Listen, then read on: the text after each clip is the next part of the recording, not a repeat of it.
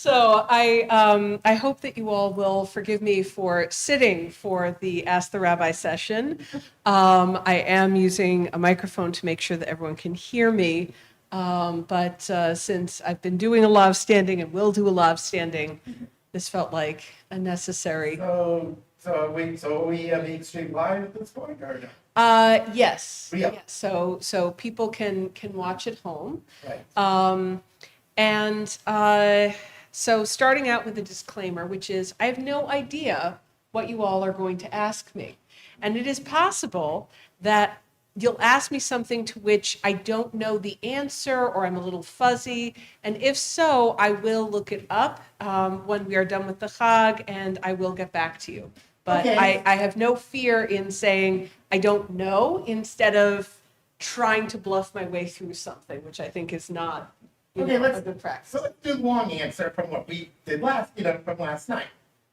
Why do Ashkenazi not do Avinu Malkeinu on Shabbat, where Sephardi do Avinu Malkeinu on Shabbat? So that's a reasonable question. In general, Ashkenazi tend to go by the understanding that one shouldn't do petitionary prayers on Shabbat. That Shabbat is a time for praising God and not asking for things from God. Right. And yet, the whole point of Yom Kippur is to ask for God to forgive us. And so, to make a slight distinction, we cut out one of the petitionary prayers that we do. We cut out Avinu Malkeinu, but we still do the other ones because otherwise we would have no Yom Kippur. So it's a bit of a compromise. However, we do it on Nila. I was about to get there. There is one Avinu Malkeinu that even the strictest Ashkenazim do, which is the final Avinu Malkeinu during Ne'ilah. The understanding is it's close enough to the end of Shabbat, and also like the gates are closing. You need to get in the prayers while you can. Right. So, other questions people have?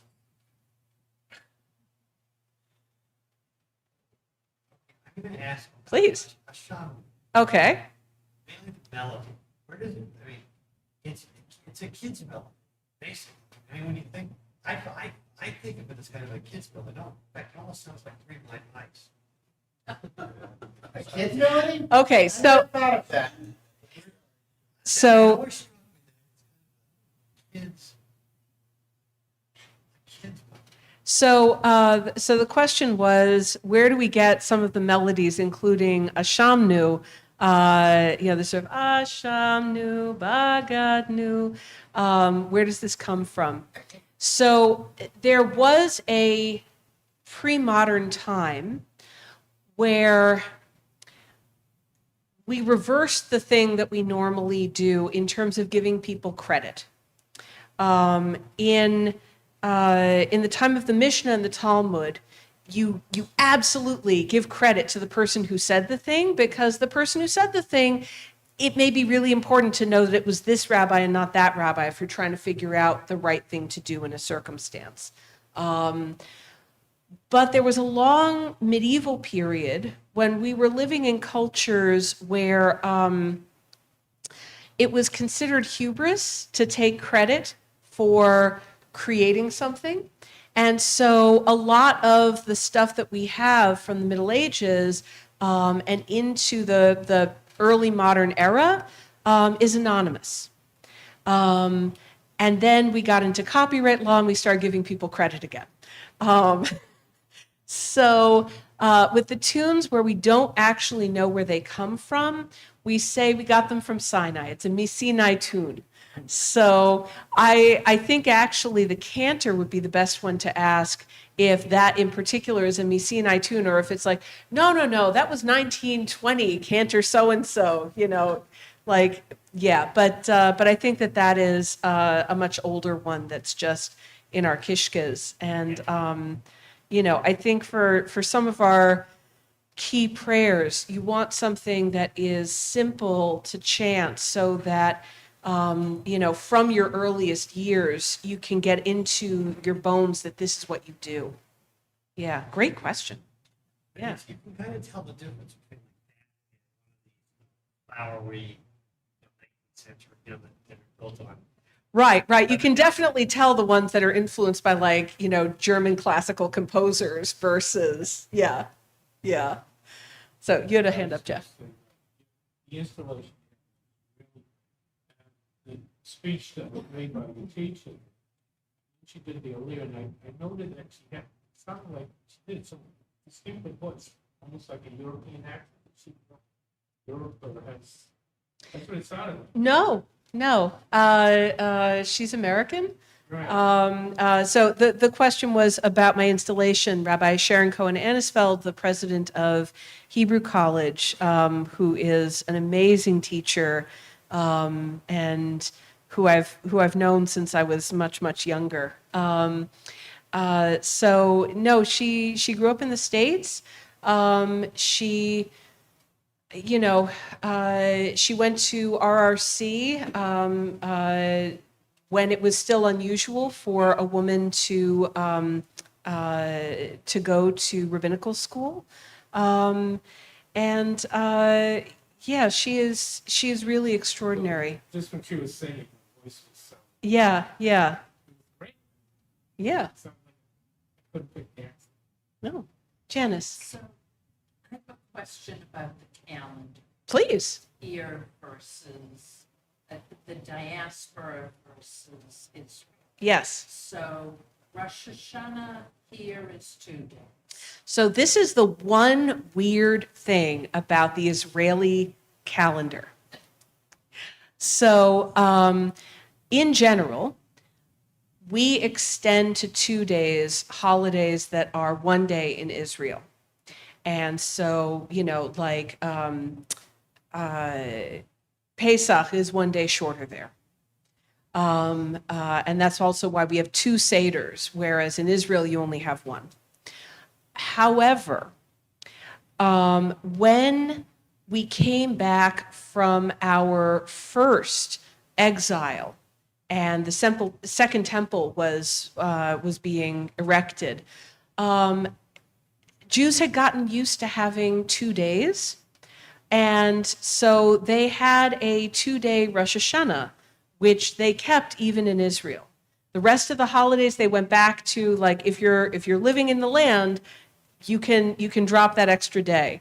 But Rosh Hashanah, they were like, it feels weird to short this, so we're just going to say that it's one long day. Yeah, so it's an odd way of explaining it, but if you go to Israel, that is the one holiday that they extend to 2. Thank God they did not do that for Yom Kippur. But it is also the case that if you live in Israel for a full 1-year cycle of the holidays, and you intend to go back at some point, you can keep Israeli customs and not do an extra day, even in the diaspora. So if you ever want to shorten a holiday that feels a little long and you have lived in Israel and you do plan on coming back, just so you know, pro tip.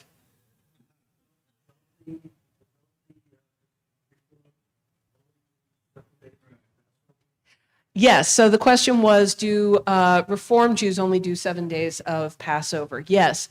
So the reason behind this is that certain denominations of Judaism have said anything that had a reason that has not become outdated, we will keep. And anything that was kind of the product of its time, we're going to let go of. And so for a while, for instance, Reform communities got rid of the laws of kashrut because they said this was a cultural practice in a place where they didn't have refrigeration. You don't want pork and shellfish hanging around in the desert. So we're just going to get rid of all of that. They've since brought it back in some ways. But similarly, the way that holiday calendars used to be decided was someone in Israel needed to actually see it is the new moon right now. And then they go to Jerusalem and they'd say, I saw it on this and such a night. It looked like this. They check it against the diagram. Yes, that is the new moon. Okay, now we know where the new month starts. These days we have satellite technology. We have like the Hubble telescope. Like we don't we aren't in any confusion about when the new month is. And so for some Reform Jews, they say we don't need the extra day to send the watchtower fires. Like, hey, the new month is starting. Let the word be spread. It doesn't take any extra time. Or I would say, like, I guess they keep it 2 days with Israel. One of the things was, well, maybe even if you're in Israel, you may not know that it's the new, new moon. No. Because even in Israel, because you have to do it on that first day.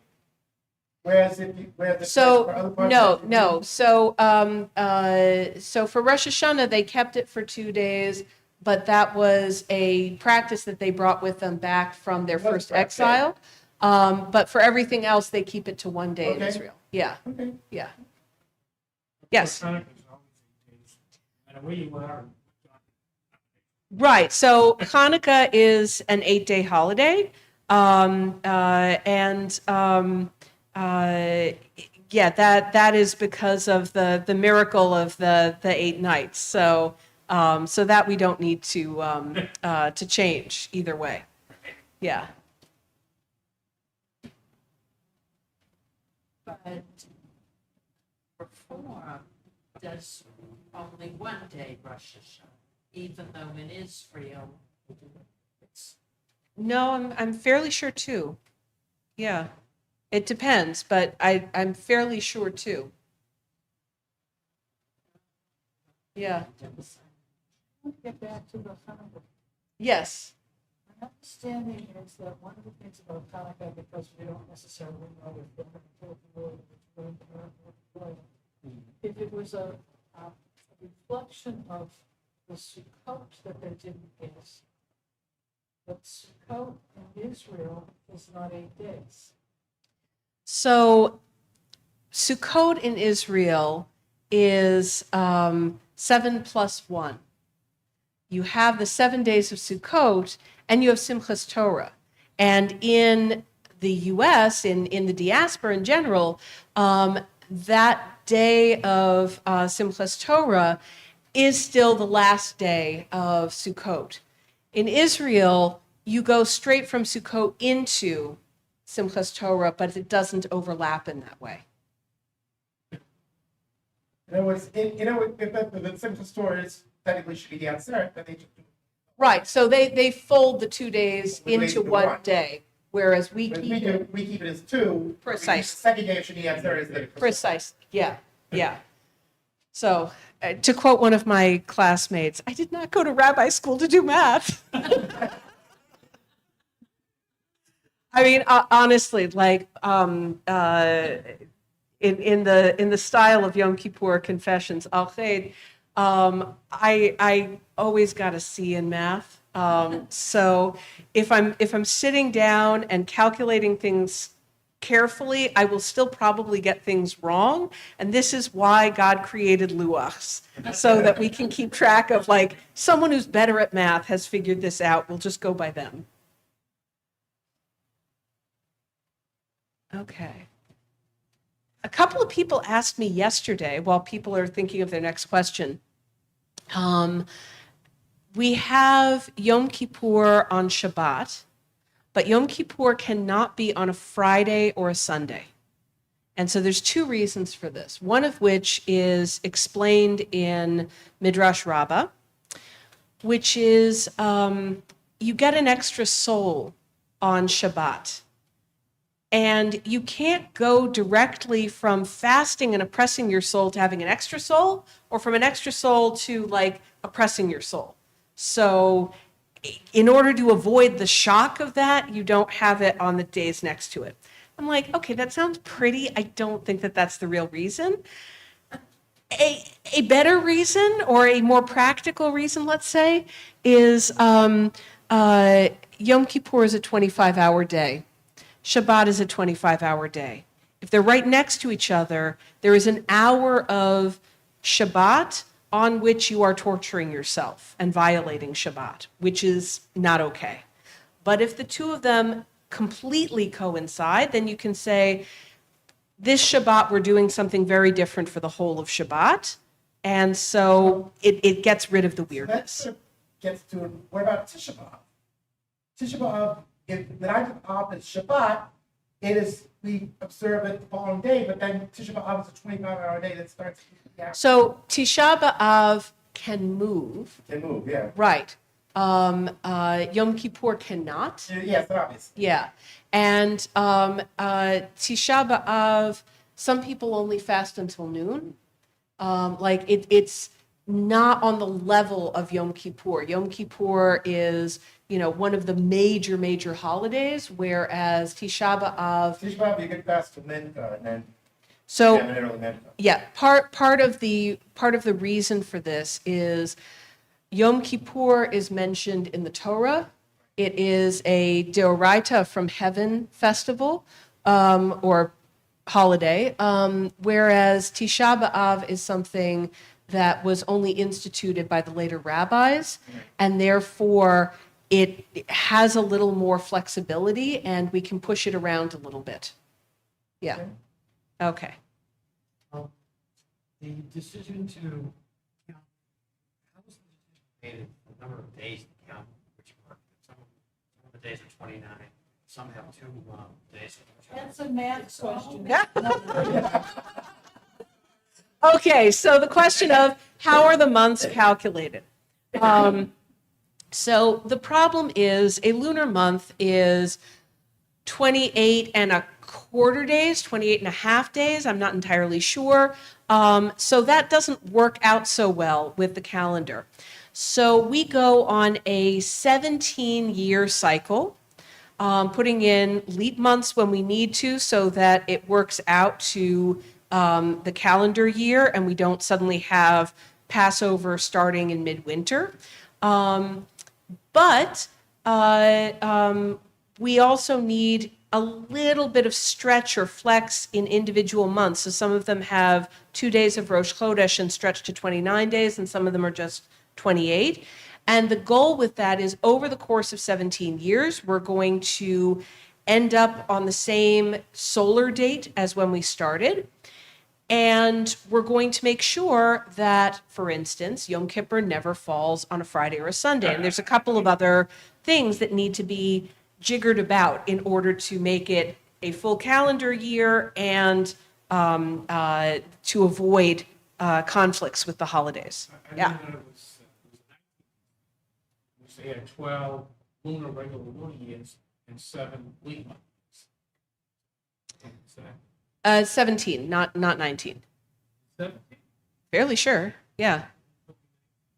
I thought it was 18. No. So how many leap months? Offhand, that is a math question. But the rabbis did say that when Moses was taking the people out of the land of Egypt, and we have this moment where God says, you need to institute a new calendar. And from now on, the month where you go out of Egypt is going to be the first month of the year. The rabbis say that God revealed to Moses in that moment how to calculate the 17-year cycle and said, from now on, I'm not going to be responsible for these things. I'm leaving this in the hands of you humans. And part of how you show that you are free individuals is by figuring this stuff out. So God doesn't like math either. God doesn't like math either. I'm in good company. Oh, other questions? Ralph? To go back historically, before the diaspora. Yeah. Everything seems to be centered around the temple.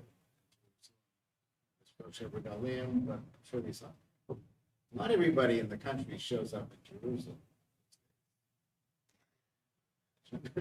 So, is there observations, formal observance, ritual in the communities, other towns, cities that we know about? Before we had rabbis and temples in the diaspora, what was going on outside of Jerusalem? So the question is, did everyone in the land of Israel really hoof it to Jerusalem 3 times a year for a pilgrimage festival? Or were there other things that happened? And it depends on who you ask. So for people who believe that the 5 books of Moses were transcribed by Moses on Mount Sinai up to and including Moses' death, yes, somehow everyone in the country, all throughout the time that we lived in the land, made it up to Jerusalem, made it back, or at least the male heads of household did. There are passages that say at least all of your adult males need to do this. However, if you look at different passages in the Torah, you can see that there are layers of practice that were happening at different times. So some portions of the Torah say, for instance, for Pesach, you're going to slaughter this in your community. You're going to slaughter the lamb in your community. You're going to have a meal and share it with your family and anyone else that you want to welcome. So people are doing this in their home communities. The book of Deuteronomy says, okay, we're shutting down all the local altars. Everyone from now on needs to go to Jerusalem whenever they want to sacrifice anything. At that point, when the book of Deuteronomy was found in the second book of Kings, the geographical region of the land of Israel was much smaller. They had been invaded and eaten away at. And so there weren't that many places that were more than a day's walk from Jerusalem. So it was much easier for everyone to make those treks. And then when we came back to the land, we had more of the land and it became a little complicated again. How do we make this work? So in the Talmud, you'll see like the rabbis trying to figure out how do we make this work with a much larger geography, and they struggle with it. Yeah. Very cool question. It's Yom Kippur. It's Yom Kippur. The pilgrimage. No. So To see the scapegoats. it's an excellent question. Certainly there was a throng in Jerusalem that was coming there for Yom Kippur. It was not per se a pilgrimage festival, but it was a major city center, so there were a lot of people there. But one of the things going on in the Mishnah and the Talmud is you have a handful of rabbis who lived at the time that the temple was standing, and or were priests in the old temple, who are like, yeah, I was close enough that I could kind of watch the high priest mouthing it, like as everyone else was singing, I could, kind of make out how he was pronouncing the name of God. I'm not entirely sure though. But like you can tell that like if not everyone could attest to that, then that was a smaller crowd for Yom Kippur. So otherwise it would be more common knowledge. Yeah. Yeah. Always mentioned Messiah. It's the correct descent. How do they prove this? I know a lot of people are probably. So the question was, where do we get the idea that the Messiah will be from the line of King David? So one of the things that sort of threaded throughout the biblical books is this idea that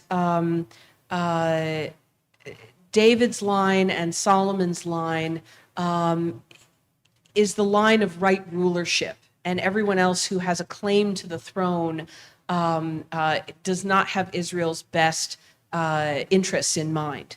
And so we thread through the various kings who are all descended from the house of David, and the idea is when kingship would be reestablished in Israel, when we get our happily ever after, that it must surely be also from that line. However, we have no idea now who is descended from the line of David. For this, I go to a much more reconstructionist frame of mind of it's not so much that we're waiting for an individual person to show up and save us from all the world's problems. We are looking for a messianic era where we are all our best selves and we are all treating people well. Just a digression. When I was a little girl, we lived in Israel for a year, and I actually got to go into the Dome of the Rock. It wasn't forbidden to Jews at that point. It was amazing being in that space. And then we came back to America, and we're reading the prayers, and we're talking about the reestablishment of the temple. And I'm like, I was there. I've seen the geography. The temple is right below the Dome of the Rock. And I asked my dad, Tati, what is going to happen to the Dome of the Rock if and when the Messiah comes? Is it going to be bulldozed? I mean, that doesn't seem right. What is going to happen? And he said, we will know the Messiah has come when people of all faiths can stand shoulder to shoulder in that space and pray peacefully next to each other. So that's how I was raised. They have a synagogue, a church, a place for Muslims. They have 4 different factions that are in the same building.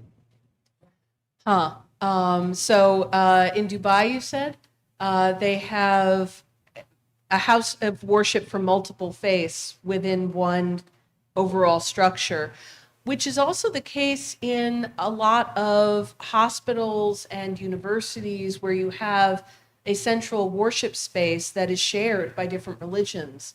And I can tell you from my own experience in hospitals how beautiful it is to make space for one another. There's one story which I find really beautiful. I cannot remember which rabbi this was. I think it may have been Zalman Schachter Shalomi, who, when he was a college student, would lead services for other Jews in the Christian chapel. And as a way to welcome him, the minister who was in charge of that chapel, who I believe was a Black Baptist minister, would leave open the Bible to a passage welcoming all who call to God in this house. And it was, just sort of a little thing between the two of them of, you two are welcome in this space. Make it your own. Yeah. I apologize for being late. So, was asked, why sometimes, obviously, we call it Yom Kippur, and yet in the liturgy sometimes we see Yom Kippurim. I wondered why it's in the plural. Why is it sometimes Yom HaKippurim and why is it sometimes Yom Kippur? Lekaper is to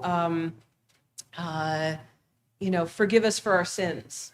So the question is this the day of forgiveness or the day of forgiving us for all of these different things, forgiving each of us?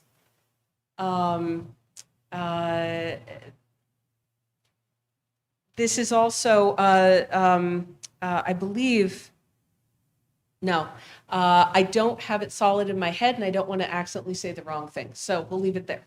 Yes. And so, when we increased the blessing, so I noticed I was on the wrong page, actually, in the Mavsor. And I saw it said Onaim instead of King Yerutzon. And then I'm like, wait a minute, and I turned the page, and there it's King Yerutzon, when you don't have the Kohanim going up to do the doing. And I wondered, so it's interesting, so because the Kohanim are not there doing the doing, we say King Yerutzon. But when we're doing it, we say Onaim. Yeah, so the question was for the blessing, for the priestly blessing, when we say Yivarechecha Hashem v'yishmerecha, we respond Ken Yehi Ratzon. But if there are actual Kohanim who are duchening and giving the blessing with, It'd be like if we're in Brookline and we were over at, well, Brookline, that's- anywhere, that's the practice, anywhere. yeah. It's in different places. We have done it. Yeah, so we have done it here in the past. So amen means I agree. And so when the priests are doing the priestly blessing, it's very straightforward and you can just say, yes, I agree. When you are doing something in memory of the priest saying the priestly blessing, but it is being said by other people, by a prayer leader, for instance, then we change it to may it be your will, to just recognize that things are not quite as they used to be, not quite as they were in the temple, and saying, may it be your will that things be restored at some point to the way that they ought to be. Yeah. I'm just keeping an eye on the time.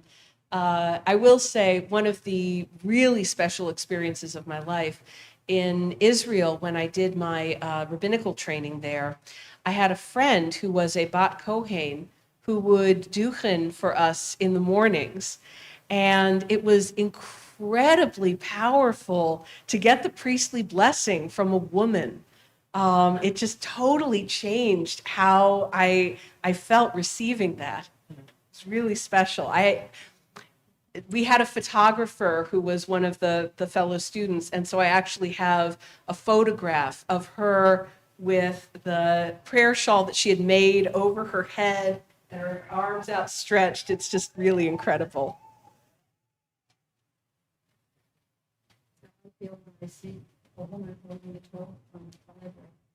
A woman holding the Torah on Kol Nidre, yes, yes.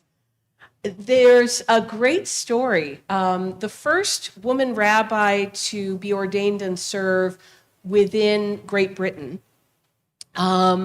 she was doing a guest Shabbat at a synagogue, hoping to get hired there. And they said to her, don't take this the wrong way. Please lead services for us, but please don't touch the Torah, because you're a woman. And so she didn't. And afterwards they thanked her, and she saw the rabbi's wife kind of fighting down laughter, choking it back.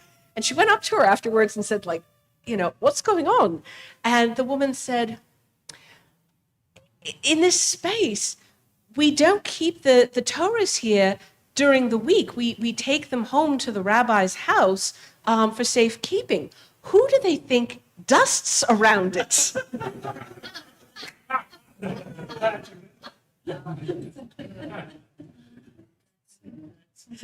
Oh. So, other questions, other thoughts?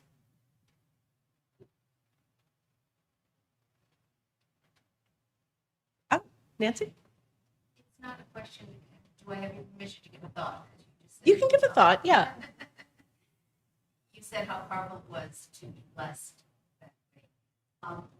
So, quite a few of you know I've been going through a difficult time. I wanted to share with you the power of a blessing when someone gives you a blessing. And I believe it also, if you give a blessing, you get that same feeling. And some of us know, like at a wedding, when a bride gives you a blessing. There's something very powerful about that. I can't put it into words, but when a bride, usually one of my great nieces at a wedding, gives me a blessing, there's something very powerful about it.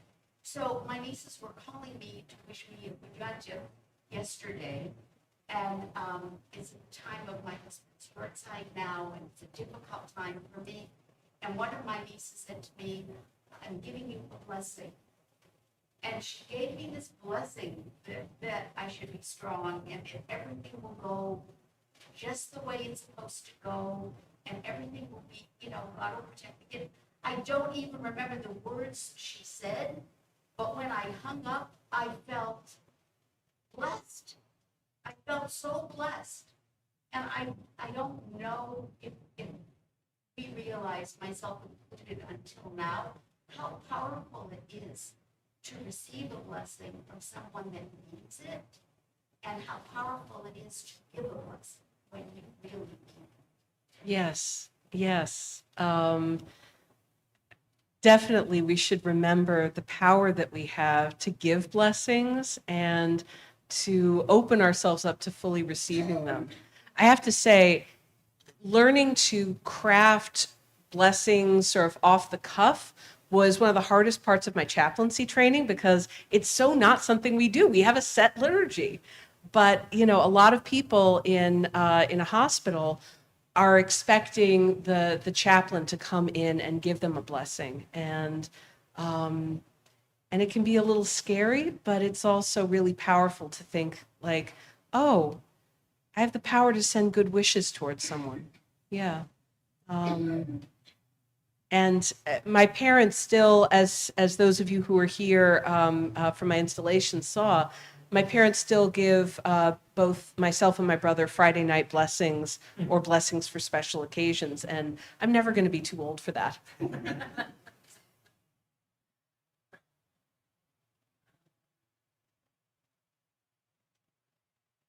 think we all do that. Just by being nice. Yeah, we can all do that by being nice, but there can be an added power of saying, may this happen for you. I'm praying for you. I want good things for you. There's a prayer that's said on Friday nights, Ashes Chayil. It's an acrostic poem praising a woman. And in our house, my dad says it to my mom. He skips some of the middle verses that she doesn't like. And then she responds by singing Mi Ha'ish Hechafetz Chaim, who is the man, the person who pursues life, looks for opportunities to do good in the world. And so it becomes a mutual thing instead of like something that is directed at a woman but keeps the power in the man's hands. And so many of my parents' students have taken this on in their households, and it's rippled outward from there. So there are a lot of households that have that kind of reciprocal response, who have no idea where this came from and just assume this is what you do in Jewish households. Yeah. Anyone else? Yeah. So is there a particular, this is kind of ended, but particular story from the time that you don't necessarily usually get to share that just kind of resonates with you? Oh man, that's putting me on the spot. Pick one story from the Talmud that resonates with me that I never get to share.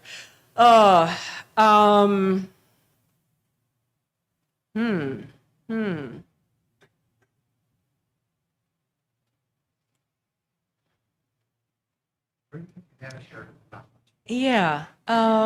So there are certain stories of relationships in the Talmud that I find really, really powerful. One of them is the life story of Reish Lakish, which I know I've shared. But there's another story which I don't think I've shared, which is the story of Bruria.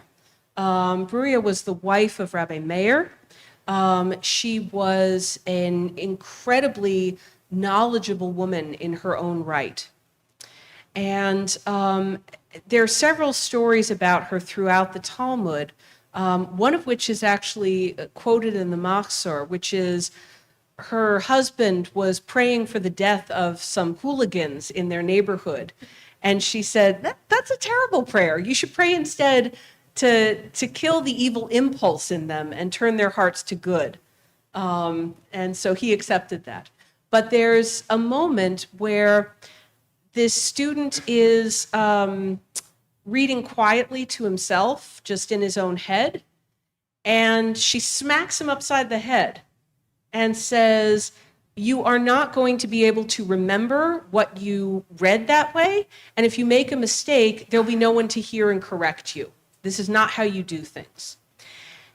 And the reason that I'm sharing that is because in my 4th year, I had a really painful time in rabbinical school. As I've shared with you sometimes, we were studying like all of the most misogynistic texts in all of my classes, and it was just so painful. I had been raised to believe that women can be equal with men, and that my Orthodox cousins who don't count women in a minyan, like, they do things their way, I do things my way, it's all good. And I'm reading the Talmud, and it's like, no, they're not counting women. They're saying this is why you should not count women. All of this stuff, and treating women as property to be, sold away into marriage, and just one awful thing after another. And so first of all, they go through a whole page and a half of here's why you shouldn't count women, and here are the things that women are actually excluded from. And then they get into what seems like a digression, where they say, hey, we were told that this is the middle word of the Torah if you're counting words, and this is the middle sentence if you're counting sentences, and the middle letter if you're counting letters. And they have a little spare time on their hands. They're like, okay, what am I going to do? And so they go through and count, and they come to something as the middle that is not what they were taught was the middle. And they try, okay, that was the middle letter, let's try for the middle word. Nope. And however they do it, they can't make it come out the way that they were taught this is the middle. And they conclude, we are not as good at counting as our ancestors. After just saying, we are no longer going to count women, they're saying, our math doesn't add up anymore. So I give that, and I also give Bruria, because the fact that Bruria smacked this student upside the head, and the text has no reason to explain what Bruria was doing in the study hall that day. Like, she wasn't delivering lunch to her husband or something. She was there, and the students expected to be corrected by her, which means she was a regular presence in the study hall, and that piece of information has been quietly covered over. But that doesn't mean that we weren't there, that women weren't there for all of these parts of the tradition, and that reclaiming those parts is a sacred task. I once heard that she wore tefillin. Yes, because there is a discussion about whether or not women can wear tefillin. One of the things saying yes is if tefillin are found on the roadside and it's Shabbat, like if they fell off of someone, a woman can pick them up and put them on so that she's not technically carrying on Shabbat. But there's also that Bruria wore them just for wearing them. And Rashi's daughters, I believe, also wore tefillin. The Shulchan Aruch, which is a major medieval Jewish law code, says in any place, it's technically not the Shulchan Aruch, it's Moshe Isserlis who did the Mapah, which is like the explanation and additions to the Shulchan Aruch that are printed in every Shulchan Aruch. And the Mapah is the reason that the Shulchan Aruch was accepted as a law code in Ashkenaz. So there it says, if you are in a community where it is normal and accepted for women to wear tallis and tefillin, they should wear tallis and tefillin.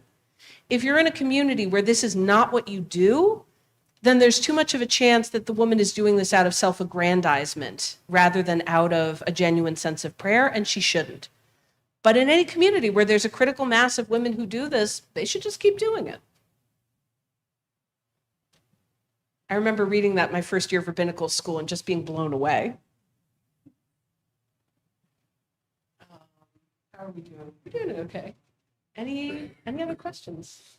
Yeah. I just had a question. You briefly mentioned Reconstruction. Yeah. That's something that didn't say. I don't know if that's Right. So we're used to the three major sects of Reform, Conservative, and Orthodox, or in order of creation, Reform, Orthodox, Conservative. We're the young upstarts.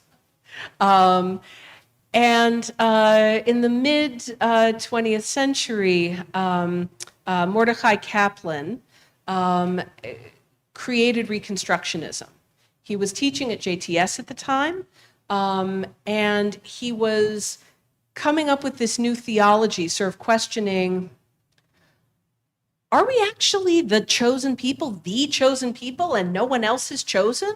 Or is it possible that all people are chosen in different ways? And this is our way of doing Judaism and worshiping God. Other people have other religions, which are also legitimate. What are the things that we're doing that are cultural practices that we can let go of, that were just a product of their time and that we're no longer comfortable with? And what are the things that are like, no, this is the heart of Judaism? So it was all well and good while he was writing theology. Then he wrote a Haggadah that people were going to use at their Seders. And all of a sudden, it wasn't okay that he was coming up with these ideas because now people were going to put them into practice. So at that point, he was excommunicated from the conservative movement. His colleagues at the seminary actually asked each other, are we allowed to say hello to him in the hallways? Like, I don't know how this works.